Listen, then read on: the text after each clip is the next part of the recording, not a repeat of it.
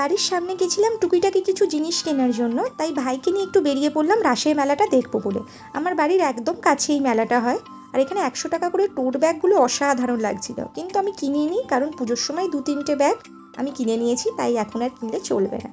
Nut মন্দির থেকে বিগ্রহ এখন মেন ওদের বাড়ির ভেতরেই ঢুকে গেছে, তাই ওটা ওখানে গিয়েই দেখতে হবে। আর এখানেই প্রথমেই ঢুকে যে আমরা একটা লাড্ডু গোপালের মূর্তি দেখতে পাই, প্রতি বছরই সেম জায়গায় ও থাকে। আর আমি যখন গেছিলাম তখন ওখানে কীর্তন চলছিল। এবার রাসের যেখানে সাজিয়েছে সেটা হচ্ছে রামায়ণে যে সীতাহরণের সিনটা ছিল ওটাই সাজিয়েছে, আর নিচে ডিসক্রাইব করেছে লিখে যে কি বোঝাতে চেয়েছে ওটা।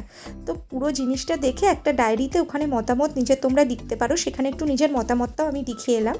আর অসাধারণ সাজায় এরা প্রতি বছর।